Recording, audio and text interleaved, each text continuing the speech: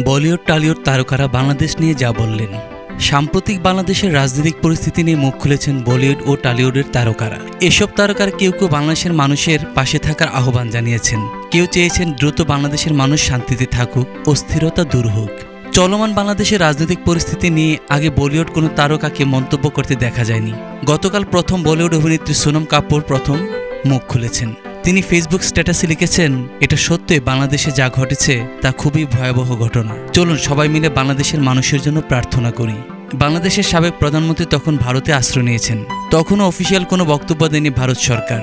তার আগে অভিনেত্রী ও সংসদ সদস্য কঙ্গনা মন্তব্য করেন, ভারত হলো তার আশেপাশের সব মুসলিম রাষ্ট্রের আসল বন্ধু রাষ্ট্র।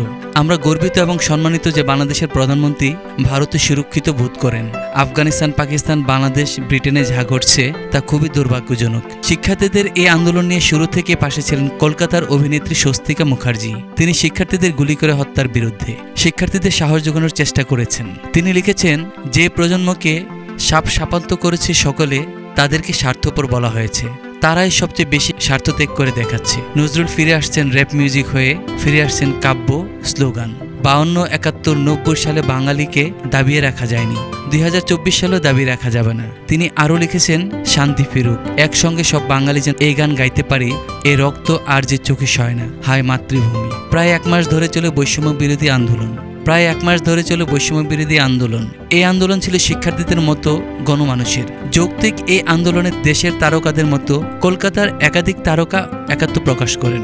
গতকাল প্রধানমন্ত্রী হিসেবে পদত্যাগ করে দেশ ছাড়েন প্রধানমন্ত্রী শেখ হাসিনা। পরবর্তী সময়ে দেশের অবস্থা নিয়ে সংশয় প্রকাশ করেন অভিনেতা জিৎ। তিনি বাংলাদেশের কঠিন সময়ের অবসান চেয়ে স্ট্যাটাস দেন, দেশের শান্তি চান। জিৎ তার স্ট্যাটাসে লিখেছেন, বাংলাদেশের এই কঠিন সময়ে আমার প্রার্থনা বাংলাদেশের মানুষের জন্য। যে সমস্ত ঘটনা সামনে আসছে সেটা খুবই দুঃখজনক। এই ধরনের মর্মান্তিক দৃশ্যের সাক্ষী হওয়া হৃদয় বিদারক। আশা করি এই কঠিন সময় খুব তাড়াতাড়ি পেরিয়ে যাবে।